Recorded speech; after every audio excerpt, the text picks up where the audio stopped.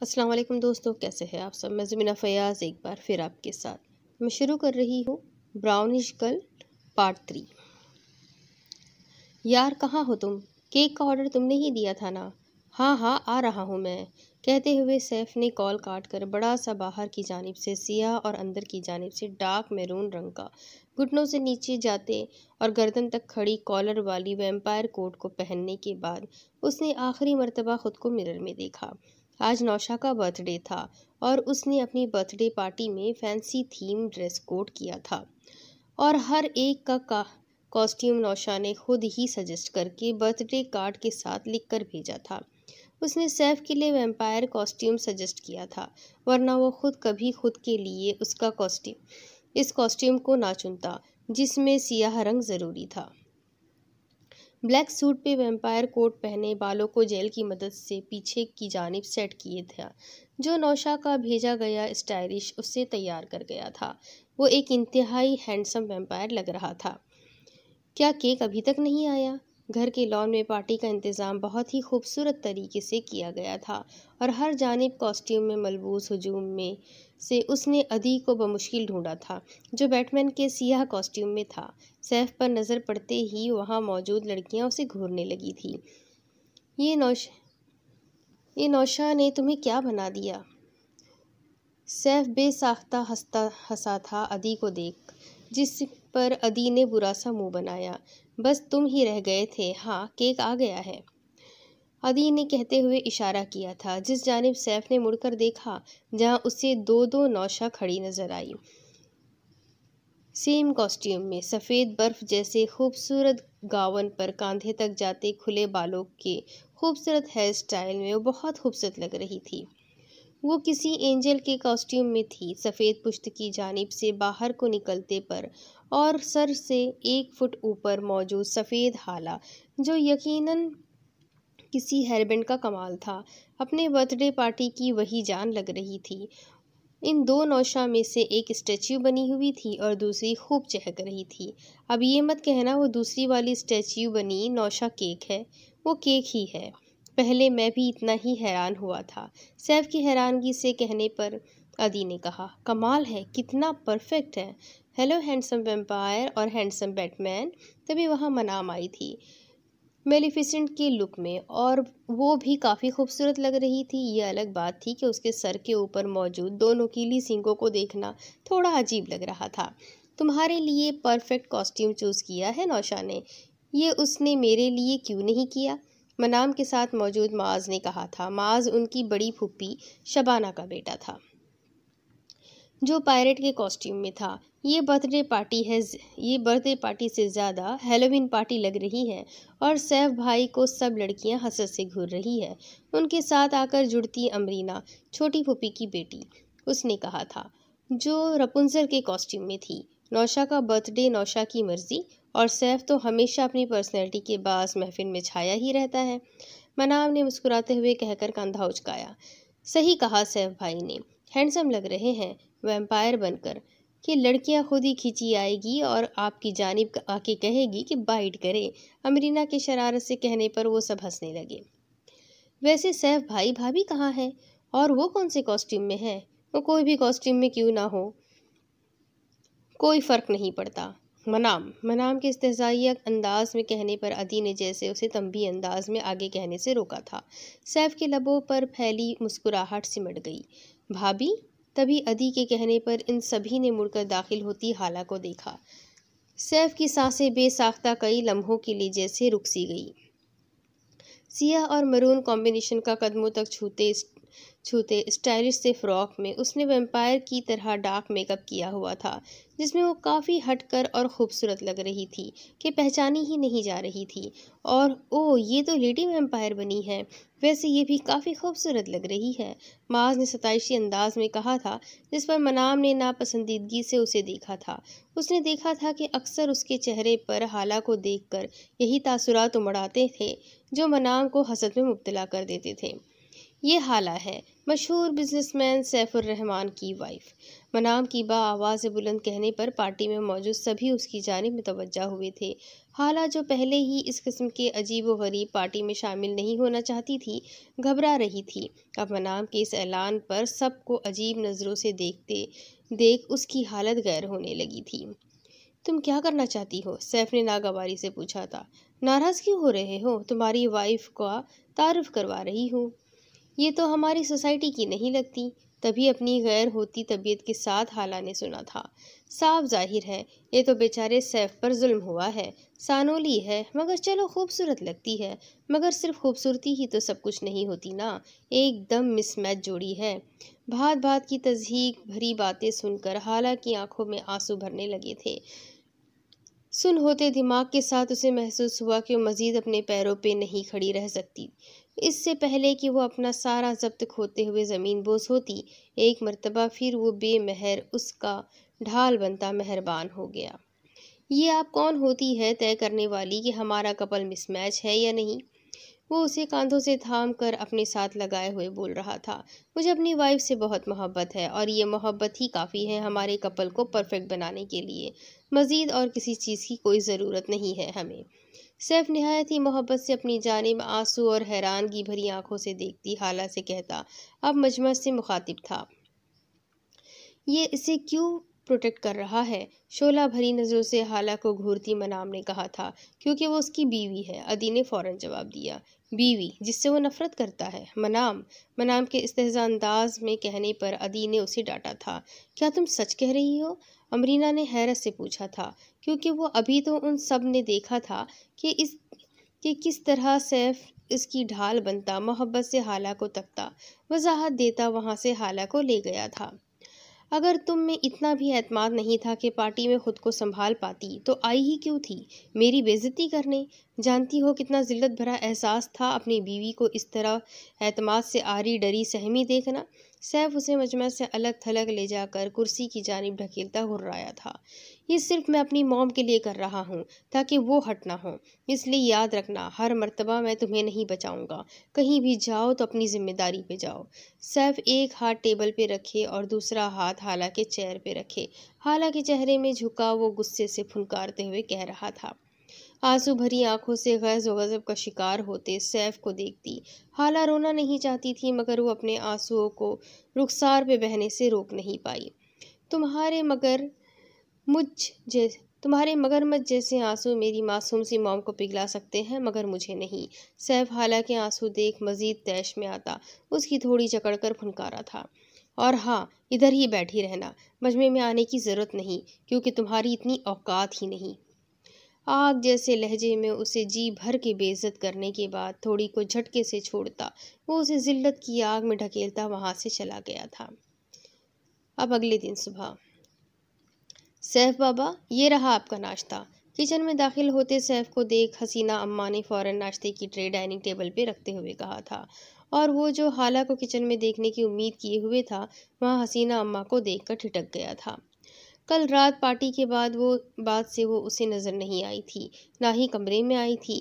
फिर वो रात भर कहाँ रही थी? मॉम के पास? नहीं, अगर मॉम को खबर होती कि उसने हाला के साथ कैसा मिसबिहेव किया था तो वो इसी वक्त सैफ की खबर ले लेती। तो फिर वो कहाँ थी? अम्मा मैं अभी आया कहते हुए वो गेस्ट रूम आया था। बेड पे उसे हाला का दुपट्टा पड़ा नजर आया, साथ ही वॉशरूम से पानी गिरने की भी आवाज़ आ रही थी। तो वो रात में गेस्ट रूम में थी। वो जाने के लिए वापस पलटा, तभी वॉशरूम का दरवाज़ा खोलकर हाला बाहर निकली, जिसे देख सैफ मुंजमद हुआ था। वो ढीले ढाले ब्राउन प्लाजो पे स्लीवलेस टॉप पहने हुए थी, कमर से भी नीचे जाते बाल खुले और उसके नाजुक वजूद के गिर्द घेरा डाले हुए थे। सैफ की धड़कनें बेसाख्ता हाला को इस नए लुक में देख बेतरतीब हुई थी। वो दिन ब दिन उससे एक नई शख्सियत में ढलती नजर आती थी। वॉशरूम से निकलती हाला की निगाहें जैसे ही सैफ पर पड़ी, वो बुरी तरह बौखलाई थी, और फिर अपनी हैयत कज़ाई पर वो शर्म से सुर्ख होती बेड पे पड़े दुपट्टे की जानिब दौड़ी थी कि सैफ ने उसे बीच में ही रोक लिया था। कमाल है, तुम मुझे हर रोज़ मुख्तलिफ क्यों नज़र आती हो? हाला को कलाई से पकड़कर अपनी जानिब खींचते हुए उसने कहा था। हाला इस अफ्ताब पर हैरान भी होने नहीं पाई थी कि उसने कि वो उससे जा टकराई थी। तेज दिलफरेब खुशबू का भभका हाला की नाक से टकराया था। वो फौरन संभलती हुई उससे दूर हटी थी, मगर सैफ अपना दूसरा बाजू हाला की कमर के गिर्द हमायल करता उसे मजीद अपने करीब कर गया था, जिस पर हाला ने हैरत से अपनी सूजी और सुर्ख पलकों को उठाकर उसे देखा था। सैफ को भला क्या हो गया था? क्या उसे अब उससे नफरत नहीं हो रही थी? उसे अपनी पहली रात याद आई जब सैफ ने उससे बेड पर बैठने तक नहीं दिया था, और इस वक्त वो उसे करीब किया हुआ था। सैफ ट्रांस किसी कैफियत में हाला का धुला चेहरा देख रहा था, जिसके चेहरे से पानी के कतरे फिसल फिसल कर गरेबा भिगा रहे थे। आज का नाश्ता तुमने क्यों नहीं बनाया? सैफ पानी के एक कतरे को उसके रुखसार से शहादत की उंगली पर समेटता पूछा, जो पेशानी से रुखसार पर फिसल आया था। अगर आपको याद हो तो आपने ही हुक्म दिया था कि मैं आपको सुबह सुबह अपनी मनहूस शक्ल ना दिखाऊं, ताकि आपका पूरा दिन नहवस में ना गुजरे। और अब आपको क्या हो गया कि अब आपका दिन नहवस में नहीं गुजरेगा? हाला ने अजीब से नजर आते सैफ को हाथ झटकते हुए कहा था, और साथ ही खुद को उसकी गिरफ्त से छुड़ाने की कोशिश भी की थी। हाला के तल्ख लहजे ने जैसे होश गवाए सैफ को होश में लाया था। हाँ तो क्या हुआ? तुम मेरे हुक्म की पाबंद हो, शौहर हो तुम्हारा, हर मामले का इख्तियार रखता हूँ।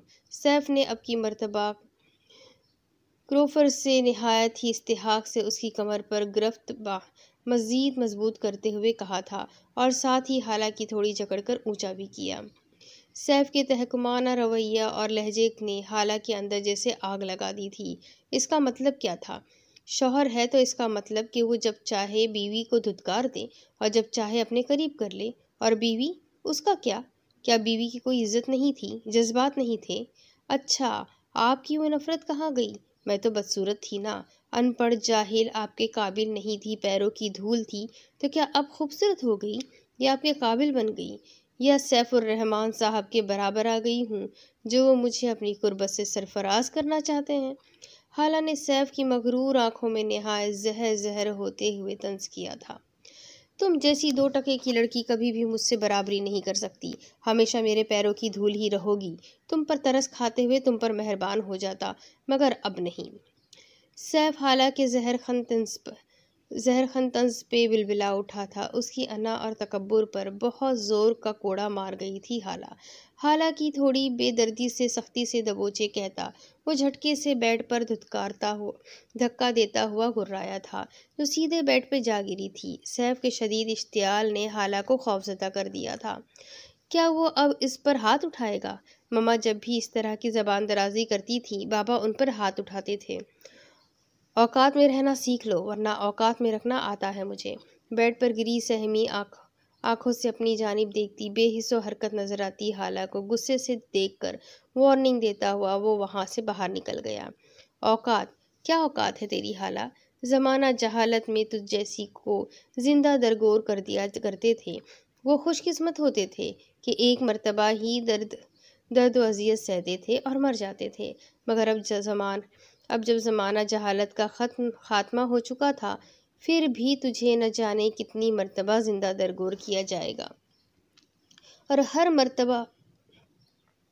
मर्तबा नए सिरे से अजियत और जिल्लत को सहना होगा, और मौत भी नहीं आएगी। वो अजीज से रोते हुए खुद को मुखातिब कर रही थी, खुद पर तरस खा रही थी। काश वो सब कुछ होती, एक औरत ना होती। ज़माना जहालत में भी औरतें यही तमन्ना किया करती थी, और अब जब जहालत का ज़माना नहीं रहा, मुबारक इल्म नबूवत की रोशनी चारों जानिब फैल गई, तब भी बाज़ औरतें यही तमन्ना करती है। तो फिर क्या फ़र्क रह गया था ज़माना जहालत में और ज़माना इल्म में?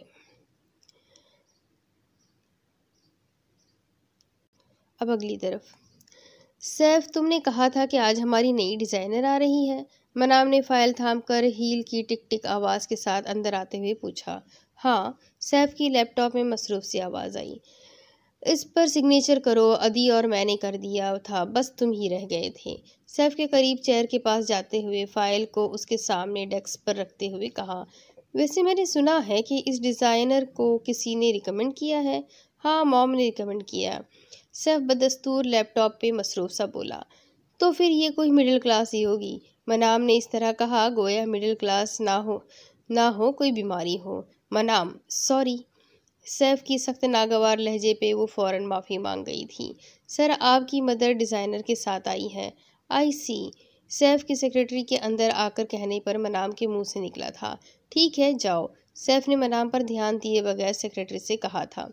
देख लेना ताई अम्मी की कोई मिडिल क्लास रिश्तेदार ही होगी। सोच समझ कर अपॉइंट करना। नए नए शेयर्स खरीदे हैं तुमने इस कंपनी के इसलिए जुनैद ने तुम्हें मौका दिया अपने डिज़ाइनर को सजेस्ट करने का।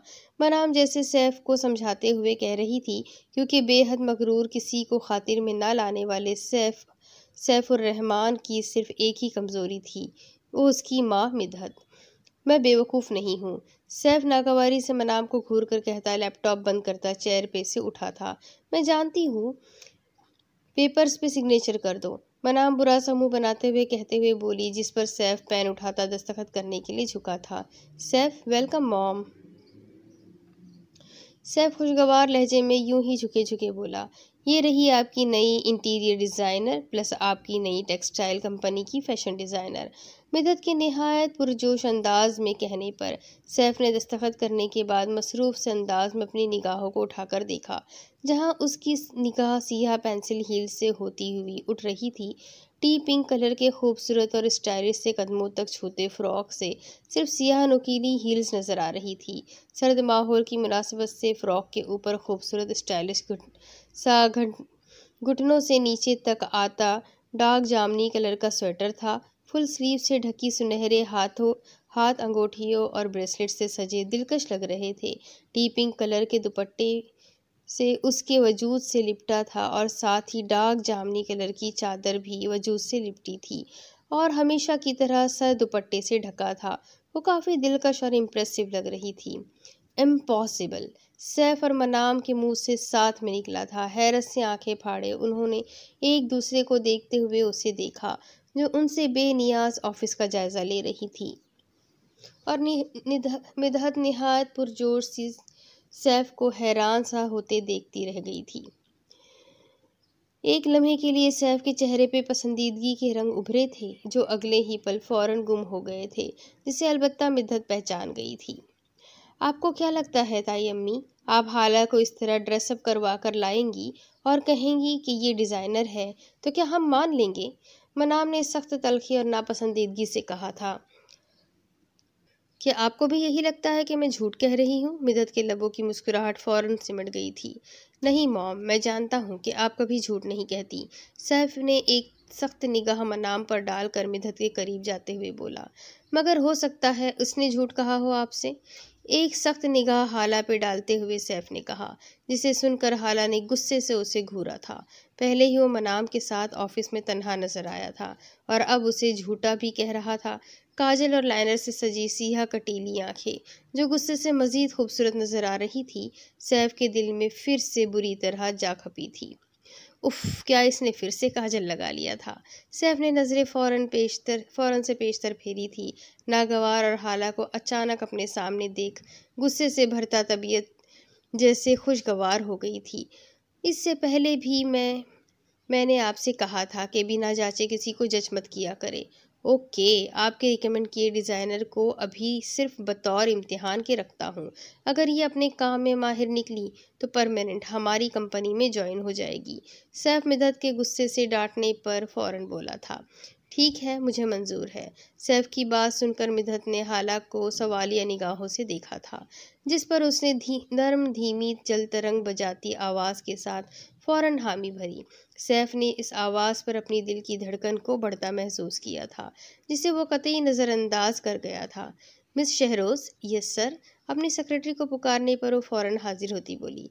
हमारी नई डिज़ाइनर को अपना ऑफिस दिखाइए। Okay sir. चले मैम। मिस शहरोज़ पहला जुमला सैफ से कहती दूसरा जुमला हाला से कहा था जो सर हिलाती मिस शहरोज़ के साथ चल दी। चलो हाला मैं भी देख लूँ ऑफिस आपका। मिदत भी इश्तियाक से कहती हाला के संग हो गई थी। मिस शहरोज़। जी सर। सैफ के पुकारने पर सेक्रेटरी रुकती फौरन मुड़ी। माज को कॉल करके कह देना कि हमें नई डिज़ाइनर मिल चुकी है सो वो ऑफिस आए ताकि हम एक मीटिंग कर लें अपनी नई डिज़ाइनर के साथ। सैफ एक अचटती निगाह हाला के पुश्त पे डालकर कह रहा था। ओके सर, और मॉम मुझसे मिले बगैर घर मत जाना। मेरी जान, क्या ऐसा मुमकिन है आपसे मिले बिना चली जाऊँ? मिसेस सैफ के नाराज़ आवाज़ पे फ़ौरन बेकरार होकर तसल्ली देती हुई बोली। हाला मिस शहरोज़ के साथ ऑफिस से बाहर निकल गई थी। आपकी चहेती की मौजूदगी में सब कुछ मुमकिन है। डाकू है ये, इसने तो मेरी पूरी सारी फैमिली पर डाका डाल दिया है। सैफ धीमे लहजे में नाराज़गी से बड़बड़ाता मनाम की जानिब मुतवज्जा हुआ, जो सारा सीन निहायत ही नागवारियत से देखती रही थी। सैफ, तुमने बहुत बड़ी गलती की। इतनी बड़ी गलती भी नहीं की कि उसे सुधार ना सकूं। सैफ लापरवाही से कहता दोबारा चेयर की जानिब बढ़ गया। वो तो है, क्योंकि ऐसी बड़ी गलती जो सुधर ना सके तुमने अपनी ज़िंदगी में एक मर्तबा ही की है, और वो भी इस लड़की से शादी करके। मनाम को तरस खाए हुए लहजे में कहने पर सैफ ने लब भीजा था। ऐसा किसने कहा कि मैं इस गलती को सुधार नहीं सकता? सैफ सर झटकते हुए बड़बड़ाया था, जिसे सुनकर मनाम की आंखें चमक उठी थीं। यह तुम किसी से नहीं कहोगी कि तुम मेरी बीवी हो, क्योंकि मैं अपने वर्क प्लेस पर भी जलील होना नहीं चाहता। हालांकि मीटिंग रूम में दाखिल होने पर कमरे में पहले से मौजूद सैफ ने उसके करीब आते हुए खुश्क लहजे में कहा था, तो मैं तुम्हारे लिए सिर्फ एक जिल्लत हूँ मिस्टर सैफुर रहमान। हालांकि अंदर धुआं सा भरने लगा था। जुनैद, मैं तो कहती हूँ एक और डिज़ाइनर को हायर कर लेते हैं, क्योंकि नई डिज़ाइनर मुझे बिल्कुल भी काबिल नहीं लगती। मनाम जुनैद लगारी के साथ रूम में दाखिल होती कह रही थी, जिसे सैफ और हाला ने साफ सुना था, जिस पर सैफ ने बेसाख्ता हाला का चेहरा देखा, जो मनाम की बात सुनकर जर्द हुआ था। उसकी कोई ज़रूरत नहीं है, मुझे मॉम पर पूरा भरोसा है, सैफ आगे बढ़कर कहता जुनैद से हाथ मिलाता बोला था, जिस पर मनाम का चेहरा बिगड़ा था। Oh really? अगर डिज़ाइनर को मिधत आंटी ने सजेस्ट किया है तो मुझे भी भरोसा है उन पर, जुनैद पूरे यकीन से बोला था। वैसे डिज़ाइनर कहाँ है? मैं हूँ हाला मुस्तफ़ा। हाला ने अपने वजूद की लर्जिश और अपने अंदर के खौफ पे बमुश्किल काबू पाते हुए आगे बढ़कर कहा था। इस अरसे में उसने नज़रें उठाकर भी जुनैद को नहीं देखा। ओह वाह मिस मुस्तफ़ा, आपकी ड्रेसिंग तो कमाल की है, आई लाइक इट।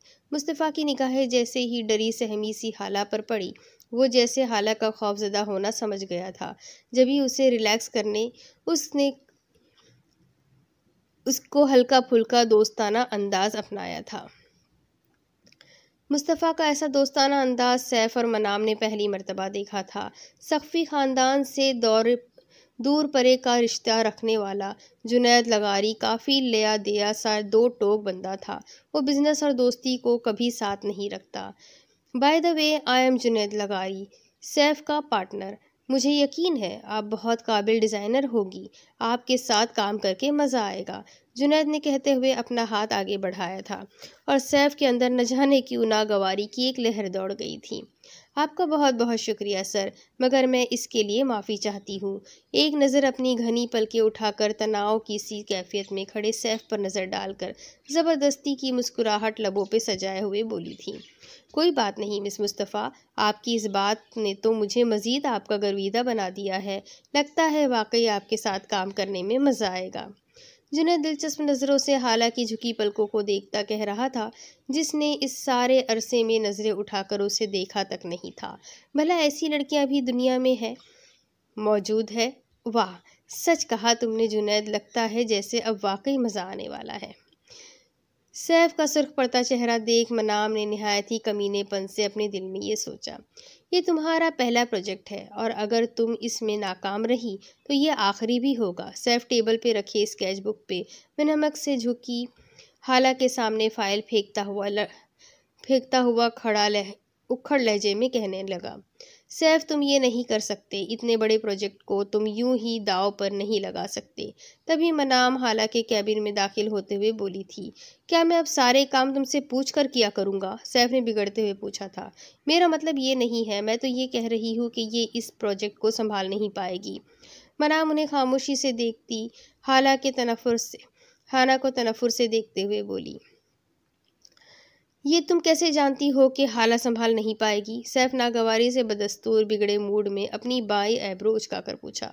और तुम कैसे जानते हो कि ये संभाल पाएगी? अब की मर्तबा मनाम ने भी बिगड़ कर पूछा था, क्योंकि ये मेरी मॉम ने कहा था। हमेशा तुम्हारी मॉम सही नहीं रहेगी। Shut up, just shut up.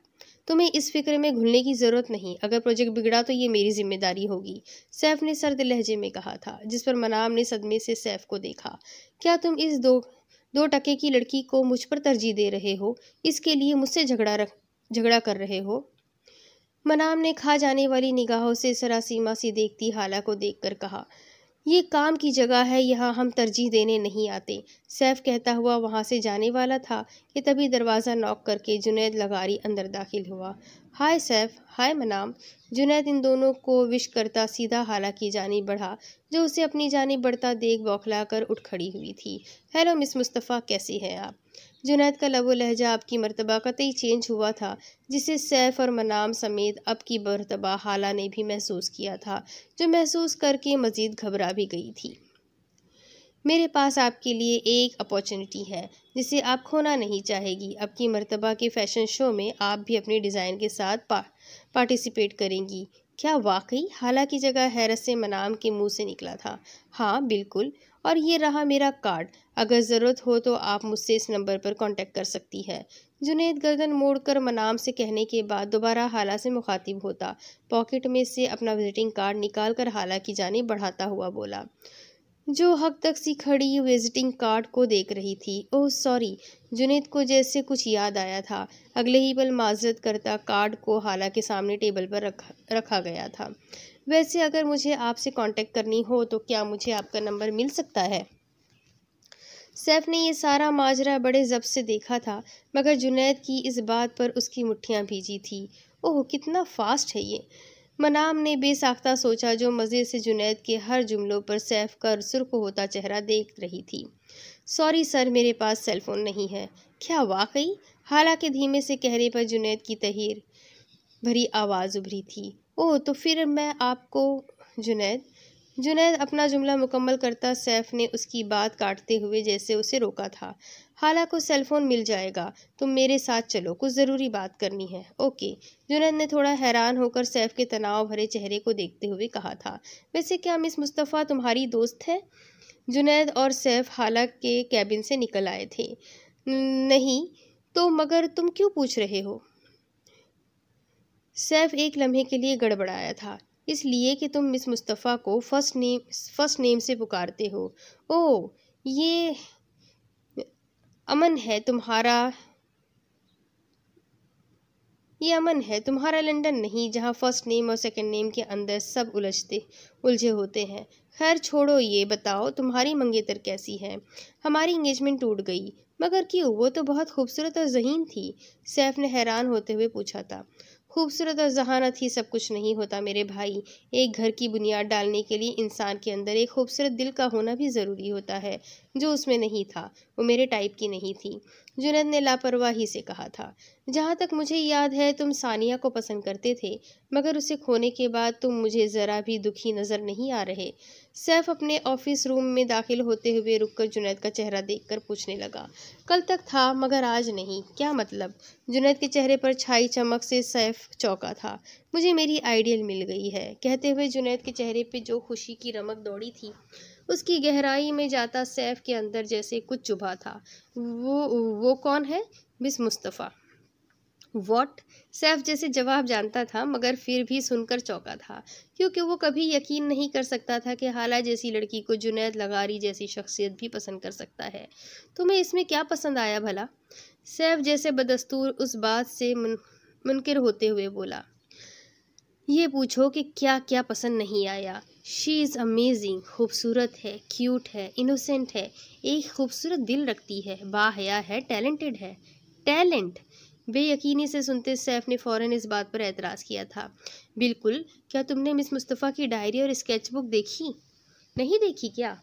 हालांकि ये तुम्हारे टेबल पे ही रखी थी, जुनैद कहता टेबल पे रखे डायरी और स्केचबुक की जानिब इशारा किया। इसे देखते सैफ ने स्केचबुक खोला। क्या ये हाला ने किया है? सैफ बेयकीनी से उस स्केचबुक के सफ़े उल्टा कर पूछने लगा। और नहीं तो क्या, अब और बंदे को क्या चाहिए एक घर बनाने के लिए? बस मिस मुस्तफ़ा जैसी, बस बहुत हो गया। सैफ ने अब की मर्तबा जैसे अपना जब्त खोया था, स्केचबुक को टेबल पर पटकते हुए ज़ोर से बोला। क्या मतलब? तुम क्यों नाराज़ हो रहे हो? ऐसा लग रहा है जैसे मैं मिस मुस्तफ़ा को नहीं, तुम्हारी वाइफ की बात कर रहा हूँ। हाला मेरी। सैफ मज़ीद आगे कुछ कहता, इसकी बात को अंदर दाखिल होती मनाम ने काटा। तो तुम्हें एक और काम मिल गया, मगर एक बात याद रखना, तुम जैसी लड़की कभी कामयाब नहीं हो पाएगी। वैसे लगता है जैसे तुम अपनी मासूमियत के जाल में लोगों को फंसाने में काफ़ी माहिर हो। क्या मतलब है तुम्हारी बात का? लब भींच कर मनाम की बातों को सुनती हाला ने जैसे मनाम की आखिरी बात पे उलझते हुए पूछा था। ओह, कितनी मासूम हो ना तुम, मगर तुम्हारी इस जाल में मैं नहीं फंसने वाली, मनाम तनफ्फुर से कहती वहां से चलती थी, जिस पर हाला बेसाख्ता अपना सर थामती चेयर पे बैठी थी। या अल्लाह, ये वो कहाँ फंस गई थी जिनकी बातें वो ना समझ पाती थी और ना ही गहराई में जा पाती थी, और एक सीधी सादी सी वो लड़की थी। अब इसके आगे की स्टोरी मैं आपको अगली किस्त में सुनाती हूँ कि आगे क्या होगा। ये जानने के लिए मेरे साथ बने रहें। अगली किस्त में फिर मिलेंगे, तब तक के लिए अल्लाह हाफ़िज़।